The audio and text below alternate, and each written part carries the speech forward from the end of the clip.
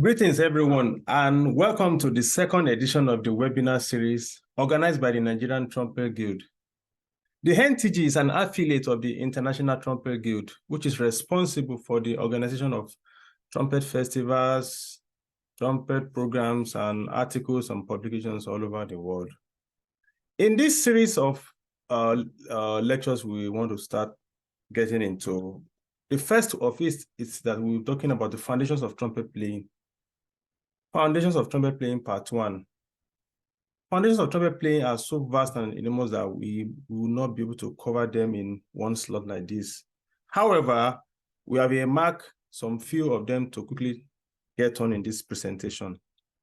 Our subsequent ones that will be introduced will delve more on how they are being played and how they can be properly interpret them in stylistic performance and in what genres we're talking about. Now, this is like a refresher course for those that have traveled this route before, been playing trumpet before, and also a thorough guide for new entrants into this course. And we are going to keep this so brief, concise, and detailed so that we don't bore you too much with much information, because we are still going to get to several editions of this webinar series where we have more practical demonstrations on it. We just don't want to get into this and start on this note of picking up our horn and start playing beautiful solos or brilliant thing. But we actually need to outline and discuss some things we need to remind ourselves, revisit in this course of exercise. My name is Ayakindo, and I'm welcoming you once more to this exercise. Here we have an exposition on core elements. What are the core elements, the building blocks, the foundations of what we need to know? And what does this core element, what do they stand to help us do? Where did they push us into what? Into mastery, into any level, at any time? It talks about the basic principles of trumpet playing up to professional levels are the building mechanisms required to keep the muscles and reflex in constant conditions with less resistance.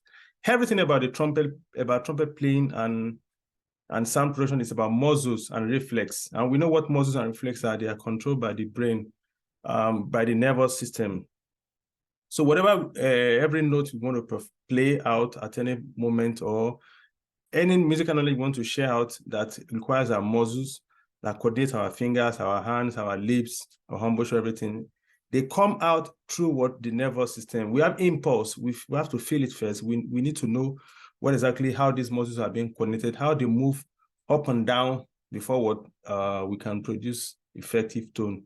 Now, they are not magic because they are physiology. I mean, they work on principles, how we've learned to respond to them.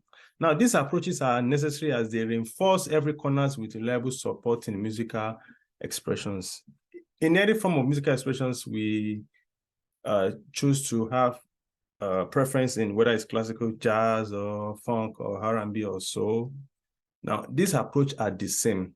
Now, this edition is talking about the basic entry-level foundations of what we need to know on the trumpet. Once we get to several editions of them, we will now diversify and go to classical, jazz, or funk, or whatever, high life, or Afrobeat, anything you want to, we have preference for. But at these levels, these basic principles are universal. They work everywhere. It's on them that we have to what? Build on and expand and expand. Now, several texts, audiovisuals produced over the ages were built on this.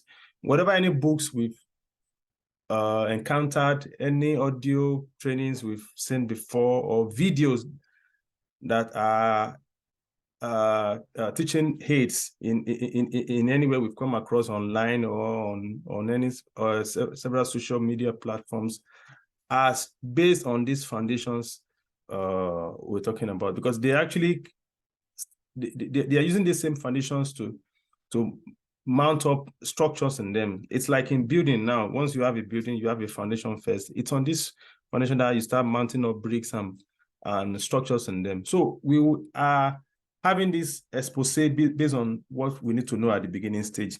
Now, the journey so far is about my quest for trumpet playing, how I started, and what it has helped me to attain. I actually talk about what voluntary uniform experiences. Now, voluntary uniform experiences are the eras when we were We had opportunity to be part of the Boys Brigade, the last and lasses, Royal Ambassadors in those days. And what they stand, what we got from their experience, because they really gave us this foundational approach in how to keep in tune, in time, and how to play in ensembles with drums, because then it's a martial music experience. So this uniformed voluntary uniform experience has always been helpful to everyone that has gone through them assiduously.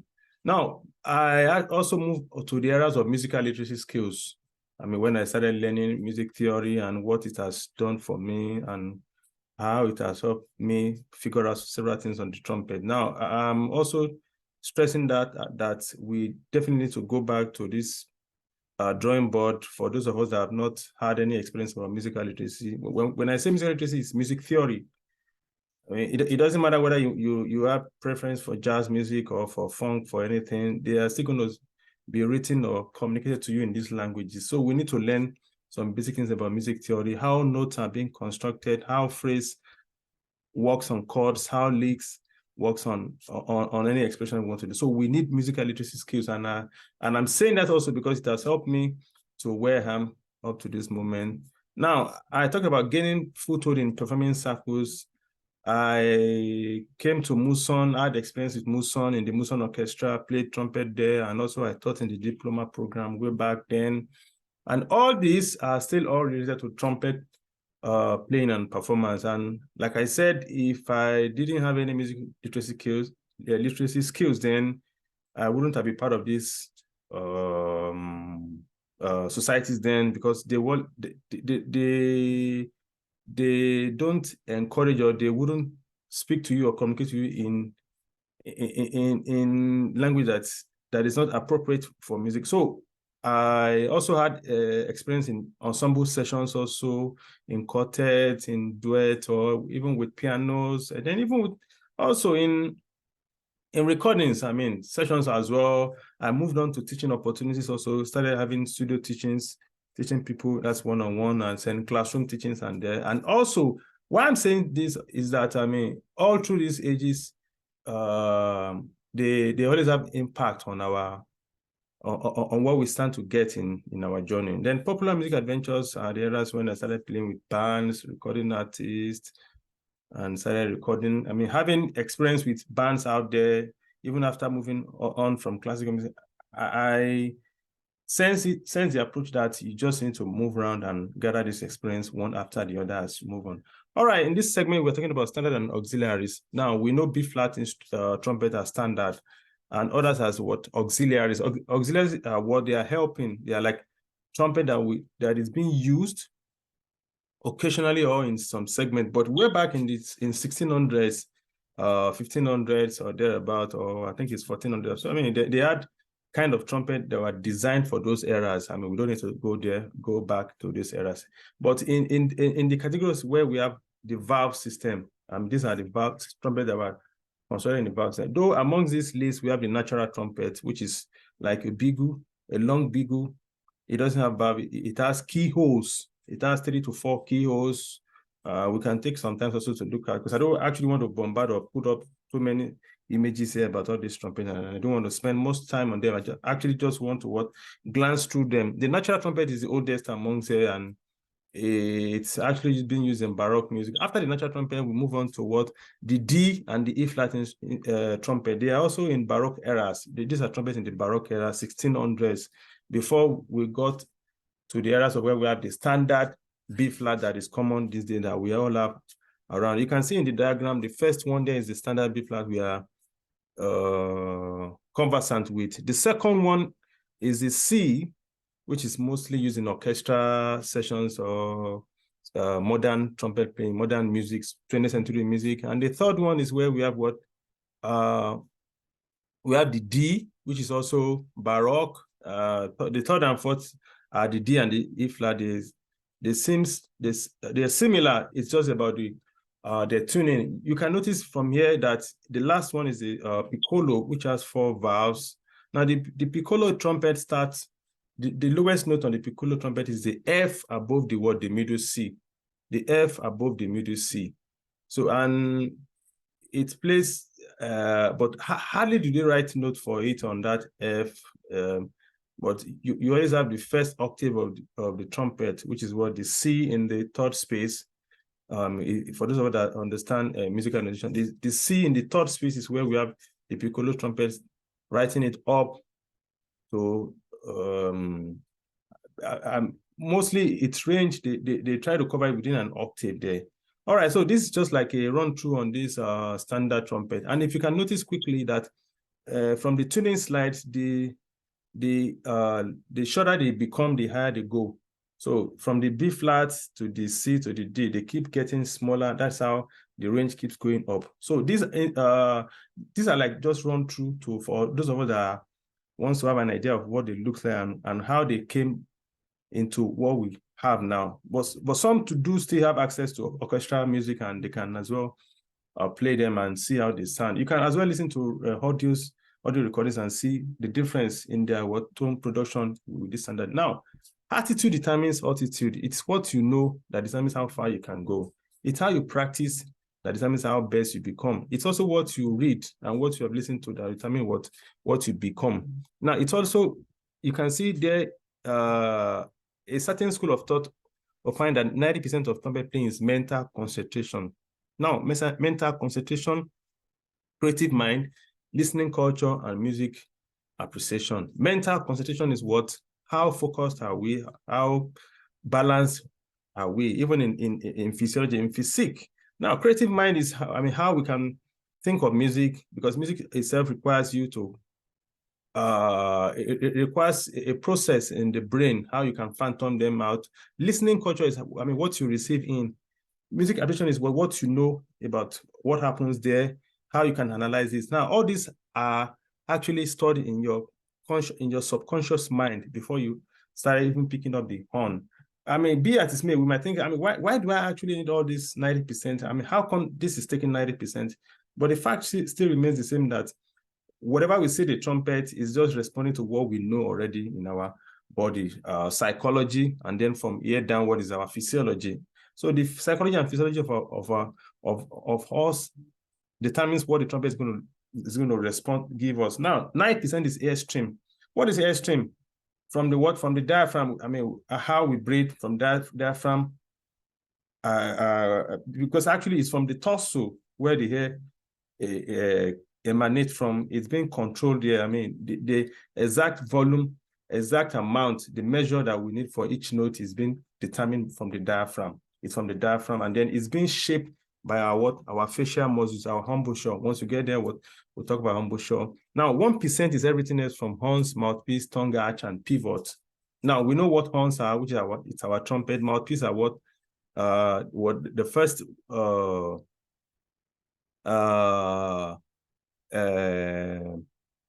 mouthpiece has always been what we are first introduced to start working on. Sometimes, we do lip buzzing on the mouthpiece or whichever way.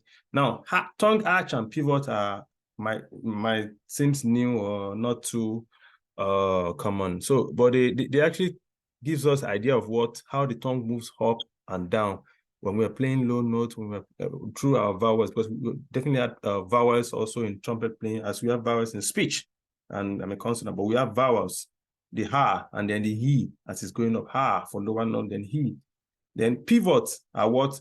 How does the facial muscles shape itself in consonance with the hair stream that is coming here to produce a certain note? We're still going to learn that. Definitely, these are like the entry level. We want to outline this out now. So once we go to this segment where we want to practically demonstrate these things, we will surely gives you, what they will sound like. Okay, breath and attack. We all think, oh yeah, I breathe. We all breathe. We need air. But how do we breathe? Are we sure we're breathing right? Now, breathing, as we all know, is from the physical part of the body, right? Now, it's from the physical part of the body. We don't breathe from here. We only use our nose to drop to control this breathing. I mean, it's actually, once we say we are using the nose to breathe, we are using the nose to draw out the hair in the whole torso of our body.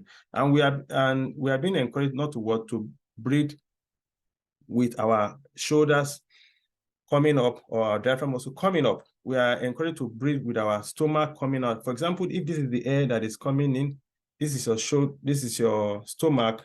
If you are breathing in, your stomach needs to go out. So not where you want to breathe in and then your both goes in, because if both goes in, there's tendency for your shoulders to rise there. So it's always advised once you are inhaling, your shoulders, your stomach should go out, because once it goes out, it creates large room for the diaphragm to store more air, and once the diaphragm can contain this air, it can regulate it as it's going out. Now, we're talking about breathing gymnastics. This gymnastics is about like athletes, they prepare before having any event.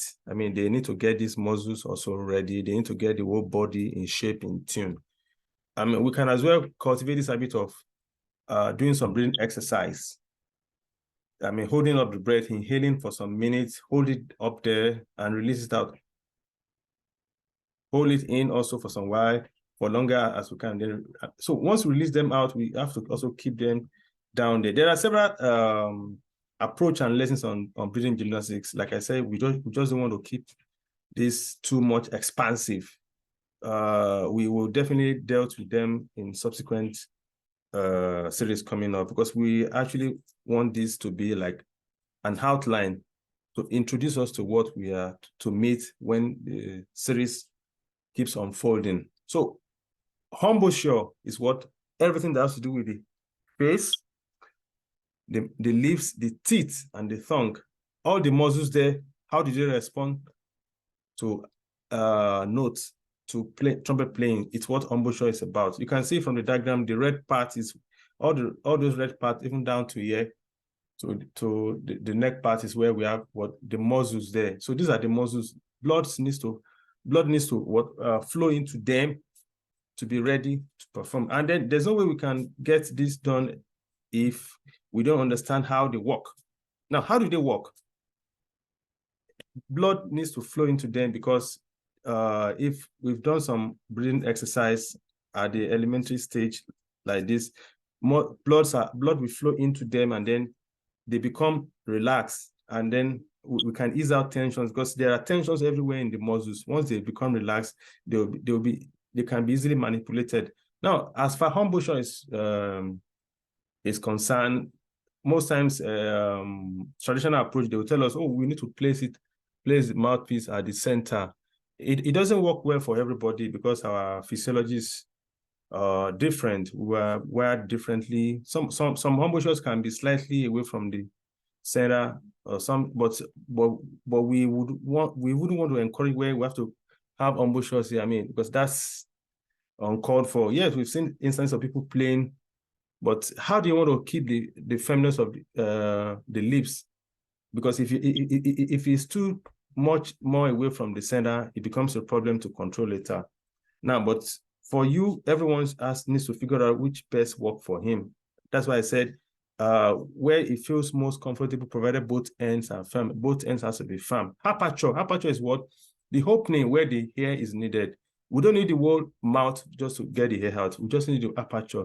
For example, you can see this. Now, let's say this is a mouthpiece now. It's inside here. Inside this O is where the aperture is now. It's only where the hair needs to get out now. If we keep the aperture in this particular position, we don't need to, once we take the trumpet out of our mouth, we don't need to take it back and create another aperture here, because most times we unconsciously started creating several apertures in our mouth at various times. Because once we wear one out of forceful playing, we tend to create several apertures again everywhere in our mouth, which makes us imbalanced. Because the lips also too is full of muscles, and once they get wear out, I mean, there's nothing we can do. It makes us, it sort of frustrates us, and we can't move on. Then the airstream is where how do we channel the air properly? Now, in this segment of the air stream is where we're talking about attack. There are series of attack also, but we will deal with them also in subsequent lecture, like I said, because there are how they work, the two, and the ku that come from what? The throat. And then also there are how they go in, out, and then we have the do, da. We also have the da attack, the tu attack, the ku attack. Subsequently, we'll deal with them by practically demonstrating them. Now, where the attacks is linked to the airstream is where we want to quickly emphasize is before we attack, before we play a note, we must always ensure the embouchure and the aperture are set on the lips, because most times we release the airstream before the embouchure is ready. Now, it looks so strange that how will the embouchure not be ready before the airstream? We need to keep the mouthpiece placed on the embouchure and ready already before we release the airstream, because we find out that there are some situations where the airstream is coming and then we want to meet it with what? The mouthpiece. It doesn't work that way. I mean, we can't get a firm and strong attack comfortably, and it's also what gives us a wrong landing at any moment. Oh, vocabulary and what? And intonation.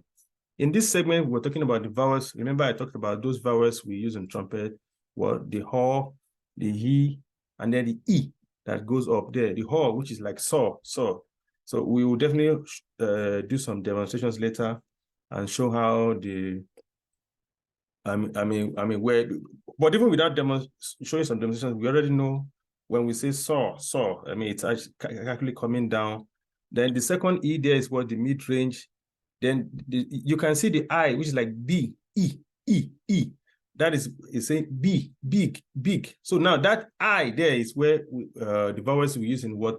Playing upper registers. We take cognizance of that also. Now, first group of notes in the middle registers down to our firm embouchure family. Once we place the horn, once we get engaged with the trumpet, we have been advised so that because it's still fresh and the muscles are still waking up gradually, we are always being advised to start from the mid registers and then play some exercise downwards towards like the middle C and then to like the first octave. So if we can do that back and forth, we're trying to establish the embouchure at a particular base. So then as we go on, once the lips are getting firm and the aperture is getting strong, we can work. It helps our intonations and makes us play comfortable and conveniently. Now, pivot helps vowels and intonations. What are pivot? Like I said earlier, that we'll talk about pivot. The diagram here shows what the pivot looks like. It means that for certain notes, they require the ha. For certain notes, they require the e. And then from high registers, they require the e, which is up there. So we'll talk about the pivot once about to demonstrate and show. So because if we don't stretch this out now and we get to the sections where we want to practically demonstrate them, we might have too much time to be going back and forth and be explaining this, explaining that, and why we need to do that. So this series is about a need to know basics. What do we stand to know first at the elementary or entry level? Because most of us think, oh, I think I've been playing for long. I don't need this, but we get to some point and then we got stuck and we need to also go back. What am I not doing right? Well, how am I approaching a particular note? I mean, and why is it not coming out the way as expected? All right, technicalities, conceptions about etudes, tutors, and studies. All right. Let me quickly stress that on books, etudes, tutors, they are so numerous and so massive, and we tend to see these books as, oh, I don't want to play classical music. I don't want to sound like classical player. I want to play other kinds of music. Fine. I mean, it's preference. It's not by, it's not mandatory. We have to play a certain kind of music. But what these books do to us at rudimentary stage is that they helps us get some discipline.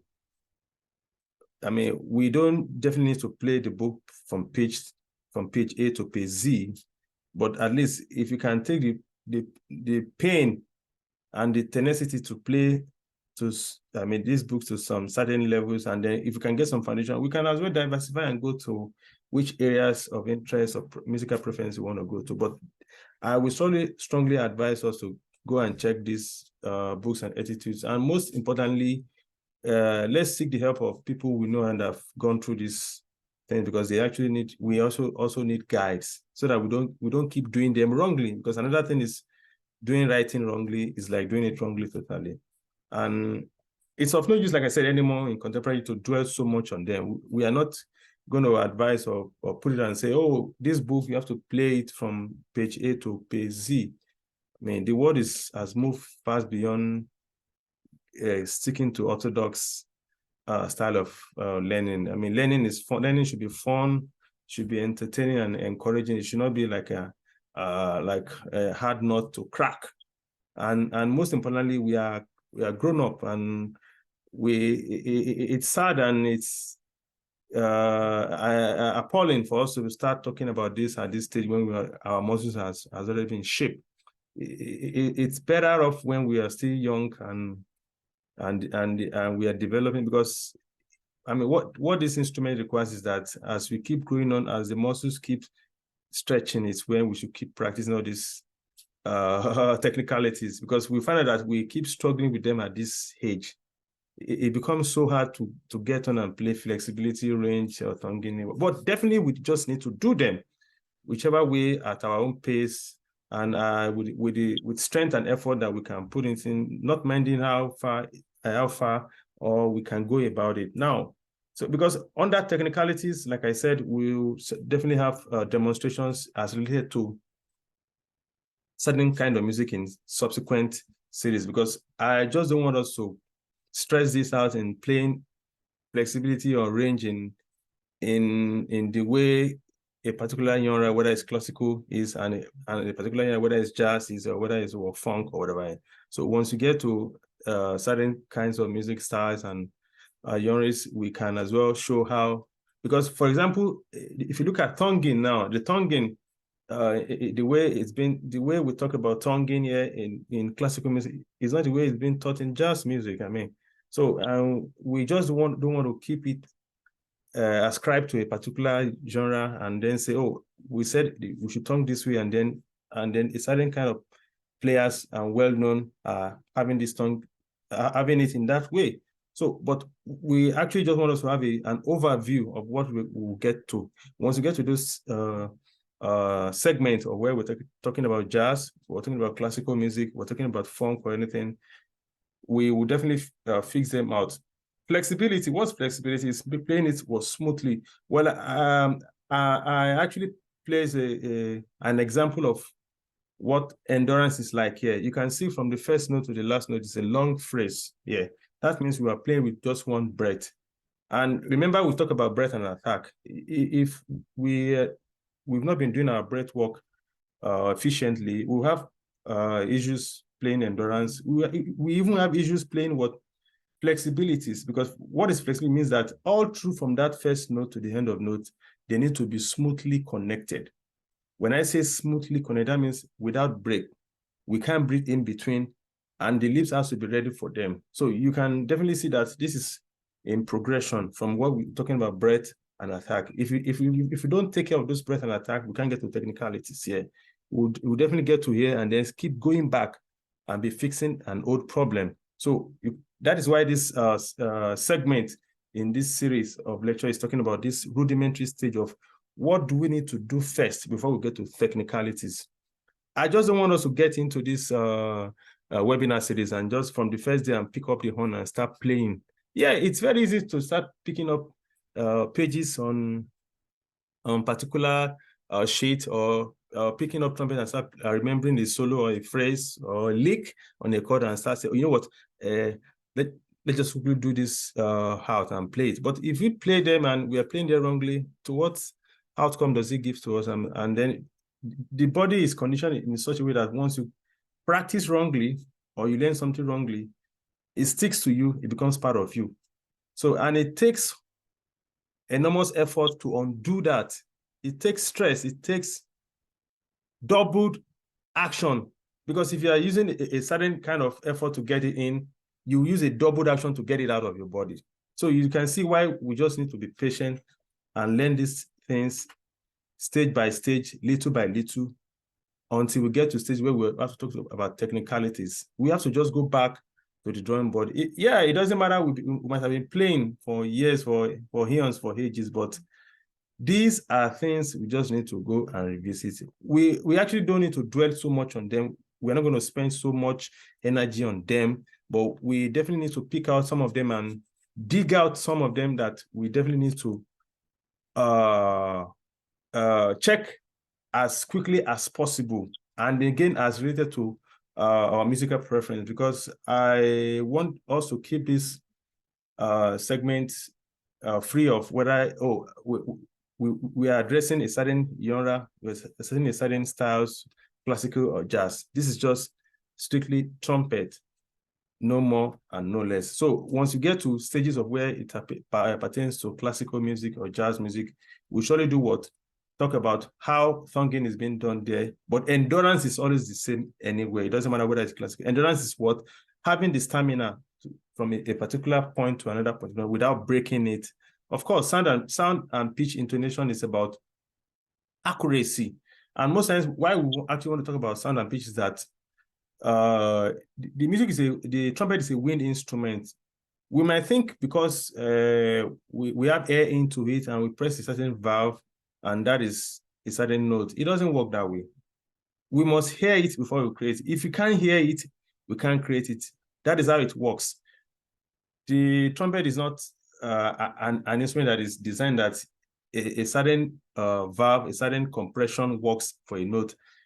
On a particular compression of a valve, there are a series of notes laid in there. So how do we learn how to keep this intonation in our head? So if we don't have it in our head, we can't play it out. That's just logic in it. So as times go on through, like I said, in our attitude and altitude, our listening culture, this ingrains some of these notes and how we perceive them. So because once you have it in there, it becomes so easy for us to practice and approach as times goes on. Now, practice and performance, long notes in pivot, and why.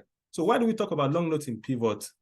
Now, before I even talk about pivot, I actually want to talk about long notes. There are a series of books also, and I'm trying to restrain myself not to say, oh, let's go and check this page, let's go and check this book, until we get to the stages where so person is handling this webinar series, and it will now say we are working on this particular, because I just don't want us to have tons and millions of books to, hard not to crack, because it doesn't worth it anymore. So when we get to this stylistic performance, whether it's jazz or classical, and how to use them musically, because the best way to learn long notes is to play them musically, not to just play it as long, keeping it for long, that is just droning or for long. Because sometimes, when we dwell so much on this long note and it becomes boring and tiring, we tend to get frustrated, and then we just want to drop the instrument. So, but when we get to the practical demonstration section, we'll talk about how we can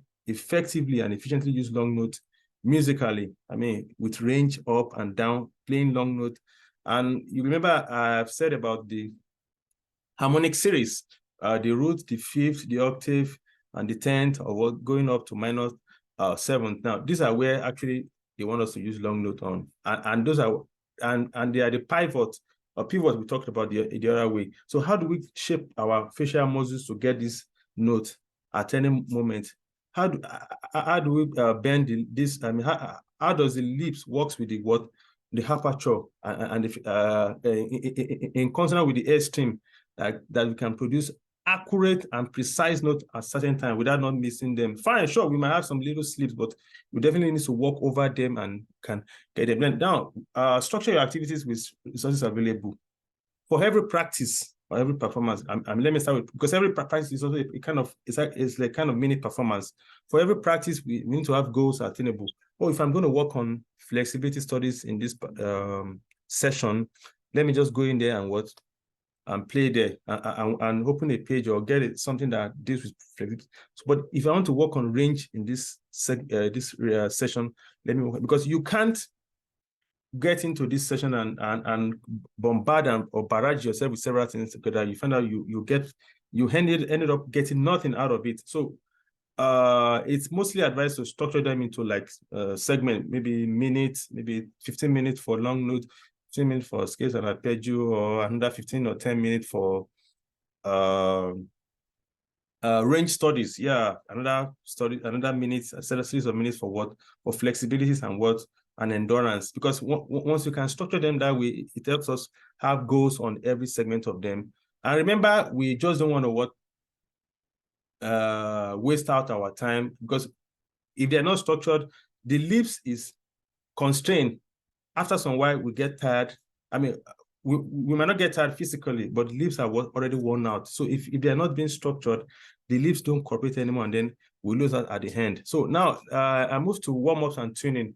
The trumpet is a wind instrument which requires acoustic ambience of any place we actually want to work. Once you get to a place, we don't tune immediately. We need to warm up before tuning. So you can see that we don't tune and warm up. No, we have to warm up before tuning. And why do we need to warm up before tuning? Is that once we get to a place, we need to first acclimatize our body system to a place. Once we acclimatize into our body system to a place, then we can as well start tuning. Once we tune, those are the times when we can have reasons for us to get this done. So once we tune, it's very easy for us to continue. So warm-ups and tuning, like I keep saying, we just definitely need to warm up before we tune. Once we get acclimatized into the environment, that is when we can tune properly, because by that time, the trumpet is made of metal. So, and they respond to environment before we can start getting slides out to tune. And sometimes we don't necessarily need to tune to the piano. We'll surely need a tuner, this small tuner to get on, to keep ourselves first in tune before we can as well tune in concert with others. Now, I also talk about stay hydrated and manage your water keys syndrome. Most times we tend to forget that the body structure, the physiology needs to be hydrated. Everything that has to do with hair requires us to show that there's a certain amount of water in our system before air can be produced. It's just physiology, and it works in that way. If we don't get more water in, we can't get enough air out. In between that, we need to get more air out, because if we have more water in our system, our body, it will be very easy for us to play efficiently. Now, pertaining to water keys. Now, water keys are in such a way that most times there's no way we can play without not having, because the body is made in this way where saliva, there's a gland here that secretes saliva in our mouth, and there's no way hair wants to come out without or spit saliva not being part of it. And once we have this saliva stock much in our water keys, we should learn also to empty our the water, because most people used to have it done in the open glare. You find it very odious, and people watching or listening to us, they know actually what we are trying to empty there. So let's also cultivate this habit of doing it in a covered manner. Our buccal cavity, our mouth, can never stay dry because the saliva keeps coming. It's up to us to always keep them dried up before trying to attack. Yeah, there's a quote here which says, "Practice your liabilities, not your asset," by William Vacano. We tend to get carried away where we get on the horn by thinking, "Oh, I love this melody, I want to play that." Fine, yeah, sure, we can as well do that, but let's just work on what we actually need for that moment. And then later on, we can as well remember to get ourselves on. But basically, if we spend so much on our assets, we will definitely not know what we are lacking behind and need to work on. And another quote also here talks about let go of inevitable mistakes and don't dwell on them. There's no way we want to start practicing or learning that we would definitely not fall into some mistakes that tend to discourage us all the time. It's always regular in entry stages like that, like this. Like I said, this series is about what we need to know and why we need to know them. Because if over the time we don't know what we are expected to work on. If we get to subsequent series, we will definitely be having problem and how to work on them. So that is that on the water keys syndrome. We definitely need to learn how to keep our mouth dry before attack, because the easier we do that, the less we have more water to be empty in our so all right, this is clinical. This section talks about whatever needs to go wrong in trumpet performance. So, and how, what do we need to do in all the outlined tongue-in respiration, unified fingers, mouthpiece placement, polka, ear training, tongue arch.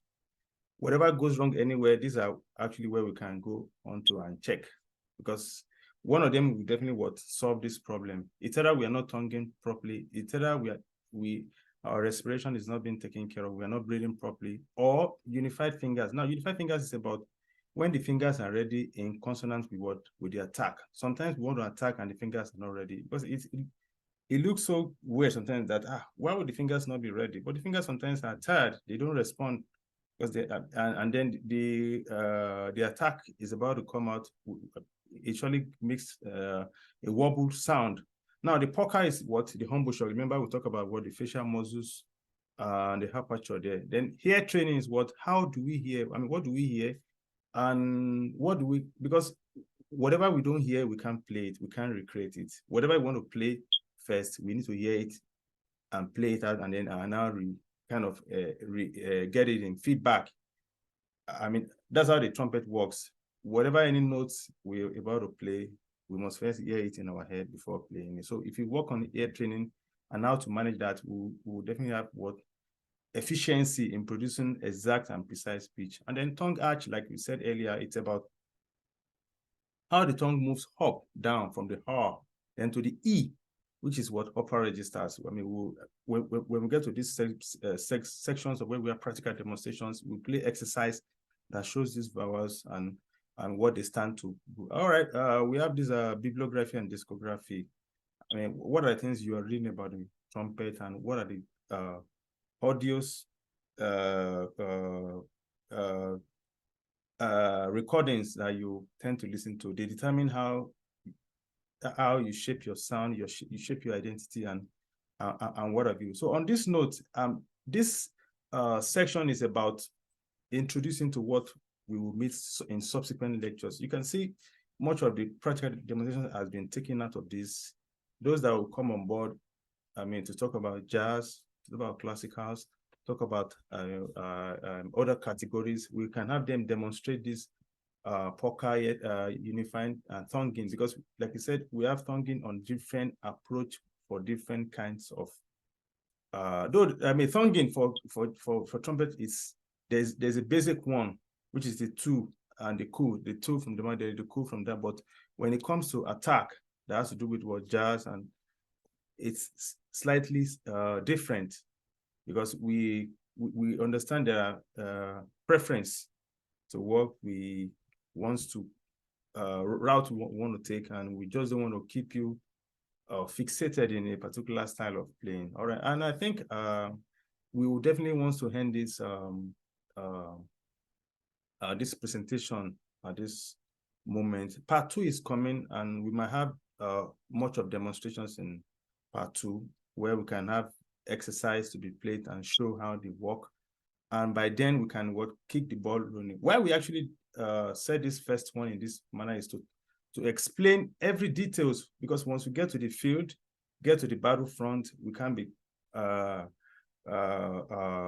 tackling issues that should have been done earlier.